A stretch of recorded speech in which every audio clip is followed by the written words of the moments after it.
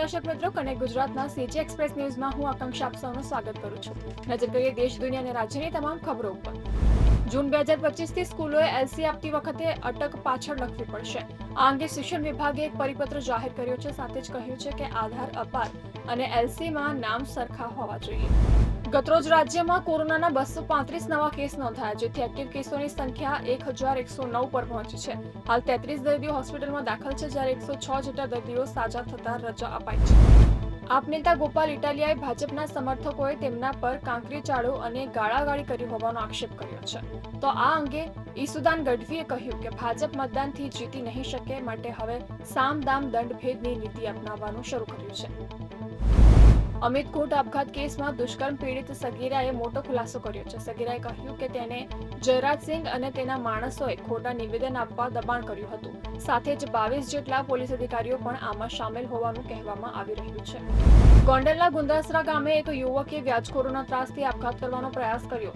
જો કે યુવક આપઘાત કરે તે પહેલા જ પોલીસે તેને બચાવી લીધો હતો. યુવકે વિડીયો અને સુસાઇડ નોટ વાયરલ કરતા પોલીસ 22 મિનિટમાં જ યુવક સુધી પહોંચી ગઈ હતી. રક્ષિત કાંડમાં પોલીસે ચાર્જશીટ તૈયાર કરી છે, જેને ટૂંક સમયમાં કોર્ટમાં રજૂ કરાશે. ચાર્જશીટ મુજબ અકસ્માત બાદ 5 સેકન્ડ સુધી કારની સ્પીડ 140 હતી. રક્ષિતે બ્રેક પર પગ મૂક્યો જ નહોતો.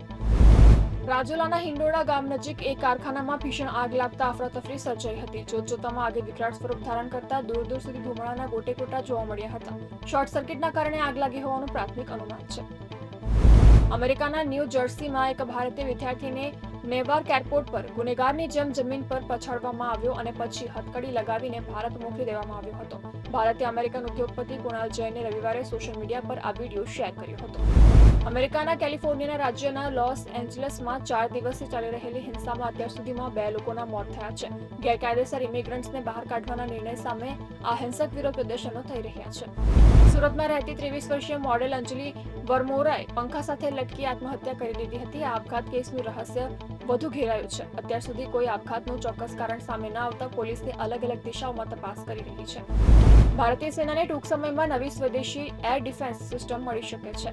રક્ષા મંત્રાલય ચીન અને પાકિસ્તાન સરહદ પર તૈનાત કરવા માટે quick reaction surface two air missile સિસ્ટમની 3 રેજિમેન્ટ ખરીદવાનું વિચારી રહ્યું છે. આ ડીલ 30,000 કરોડ રૂપિયાનું હશે.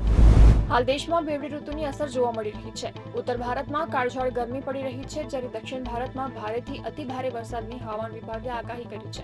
રાજસ્થાનના ગંગાનગરમાં તાપમાન 47.4 ડિગ્રી નોંધાયું હતું. ભારતીય હવામાને ગુજરાત સહિત 18 રાજ્યો માટે વાવાઝોડું અને વરસાદની આગાહી કરી છે. આગામી સપ્તાહમાં એટલે કે આજથી 18 જૂન સુધી અનેક રાજ્યોમાં કમોસમી વરસાદ, વાવાઝોડું અને ભારે પવન ફૂંકાવાની સંભાવના વ્યક્ત કરાઈ છે. રાજામૌલીની 100 કરોડનું મેગા બજેટ ધરાવતી ફિલ્મમાં હવે આર માધવનની પણ એન્ટ્રી થઈ છે. આર માધવન ફિલ્મમાં નેગેટિવ રોલ કરવાનો છે. પ્રોડક્શન હાઉસ યશરાજ ફિલ્મ્સ દ્વારા હાલ ધૂમ 4ના પ્રોજેક્ટ પર સમગ્ર ધ્યાન કેન્દ્રિત કરવાનો નિર્ણય લેવાયો છે. તેને કારણે ટાઈગર વર્સેસ પઠાણ પ્રોજેક્ટ હાલ પૂરતો પડતો મૂકી દેવામાં આવ્યો છે. તો આ હતા કનેક્ટ ગુજરાતના આજના સીજી એક્સપ્રેસ ન્યૂઝ. નવા સમાચારો અને વધુ અપડેટ માટે તમે જોડાયેલા રહો કનેક્ટ ગુજરાત સાથે. ત્યાં સુધી મને રજા આપશો. નમસ્કાર.